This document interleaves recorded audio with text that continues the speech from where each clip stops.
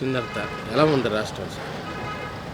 రాష్ట్రంలో పరిపాలన ఒక విధంగా ఐసీయూలోకి వెళ్ళిపోయిందని మేము భావిస్తున్నాం. పరిపాలన అంటే కేవలం ఆయన గెస్ట్ హౌస్లోనో లేకపోతే ఆయన ఇంట్లో కూర్చొని చేసే విధంగా ఈరోజు పరిపాలన 5 సంవత్సరాలుగా నడుస్తుంది. ప్రజల్లోకి రాని వ్యక్తి ఒక ముఖ్యమంత్రి అయి ఉండి ప్రజా సమస్యలను పట్టించుకోకుండా కేవలం బటన్ నొక్కి డబ్బులు వేస్తూ అదే నేను ఇచ్చే సంక్షేమం అని, అదే నా పరిపాలన అని చెప్తున్న పరిస్థితి రాష్ట్రంలో చూస్తున్నాం. ఇది ఏ విధంగానూ కూడా ఏ వర్గాన్ని కూడా అభివృద్ధికి అనుకూలమైన ప్రభుత్వం అని భావించట్ల. అన్ని వర్గాలు కూడా ఇది అభివృద్ధి నిరోధక ప్రభుత్వం అనే భావిస్తున్నాయి. సార్, మద్యపానం నిషేధం చేసి నేను ఎలక్షన్కి వెళ్తాను అని అన్నారు. మద్యపానం నిషేధం అని చేశారు. మద్యపాన నిషేధం అని చెప్పి ఈరోజు మద్యం ఏరులై పారిస్తున్నారు. అలాగే చీప్ లిక్కర్ని, బ్రౌన్ షుగర్, హెరాయిన్, గంజాయి కలిపిన లిక్కర్ని కూడా ప్రభుత్వమే సారాయి దుకాణాన్ని తెరచి అమ్ముతున్న పరిస్థితి ఈరోజు రాష్ట్రంలో దాపరించింది. మరి మద్యపాన నిషేధం ఏం చేశారో ప్రజలందరూ గమనిస్తున్నారు.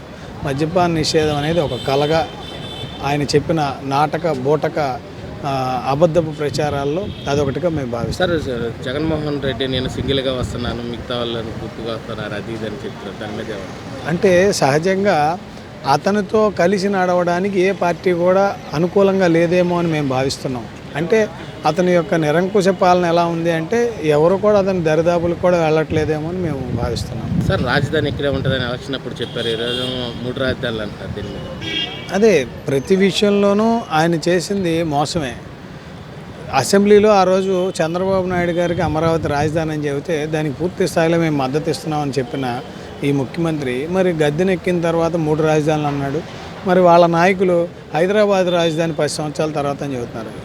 ఒక విధంగా గత ప్రభుత్వం రాజధాని తట్టాపుట్టా సర్దుకొని అమరావతికి తీసుకొస్తే మళ్ళీ తీసుకెళ్ళి ఎక్కడ కట్టాలో తెలియని ఈ ప్రభుత్వం మళ్ళీ రాజధాని హైదరాబాద్ తీసుకెళ్తానని అబద్ధ ప్రచారాలు చేస్తుంది ఎలక్షన్ ముందు. అంటే ఇదేంటంటే వాళ్ళ చేతగాంతనాన్ని ఆ విధంగా చెప్తున్నారని మేము భావిస్తాం. పథకాలు ఇస్తున్నాను, సంక్షేమ పథకాలే నన్ను గెలిపిస్తాయని. సంక్షేమ పథకాలు అంటే వరకు ఇవ్వట్లేదు కదా సార్. ఇప్పుడు అవి పెట్టే కదా ఆయన గెలిచింది. ఇవాళ ఇసుక రేటు పెంచాడు, సిమెంట్ రేటు పెంచాడు, రాడ్లు పెరిగినాయి, గ్యాస్ పెరిగింది, కూరగాయలు అన్నీ పెరిగినాయి.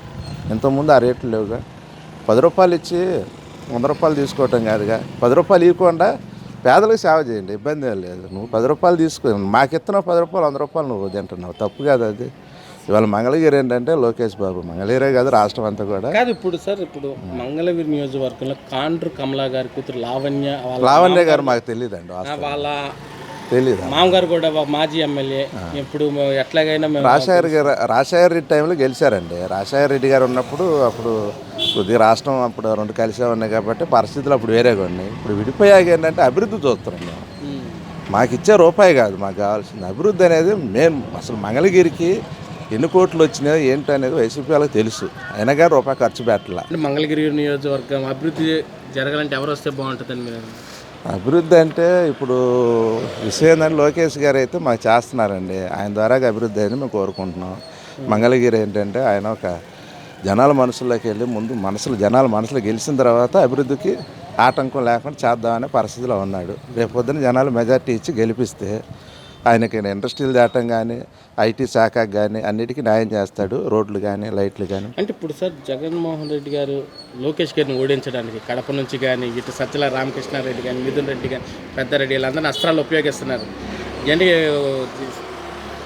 ఎన్ని అస్త్రాలు ఉపయోగించినా జనాల మనసులో తీసేయలేరు కదా సార్. ఇప్పుడు లోకేష్ ఆల్రెడీ గెలిచినట్లు లెక్కే. మంగళగిరి ఏంటంటే 50 నుంచి 60 వరకు నేను చెప్తున్నాను కదా. మాకు ఆల్రెడీ సర్వే ఉంది, గెలుస్తాడని నమ్మకం ఉంది. ఎలా ఉందమ్మా నిత్యావసర ధరలు, కూరగాయల రేట్లు? అమ్మో బాబోయ్, అసలు అన్నీ అంతంత. ఇంకా మన ప్రజలు అందరూ అన్ని రకాల మనుషులు ఉంటారు కదండి. అందరూ అన్ని రకాల మనుషులు ఉంటారు. హయ్యెస్ట్ పీపుల్ ఉండరు కదా కొంతమంది అలా. వాళ్ళకి ఎంత ఇబ్బంది.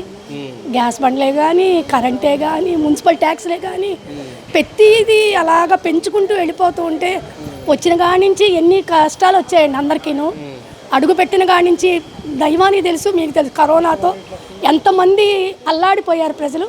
అంటే గతంలో రేట్లు ఎలా ఉన్నాయి, ఇప్పుడు ఎలా ఉన్నాయి? గతం కన్నా ఇప్పుడు ఎక్కువ. గతంలో మీరు ఎప్పుడైనా చెత్త పని చూసారమ్మా? అసలు చూడాల. ఇప్పుడు ఎవరు గెలిస్తే బాగుంటుంది అనుకుంటున్నారు ఈసారి? మాకైతే చంద్రబాబు గారు, లోకేష్.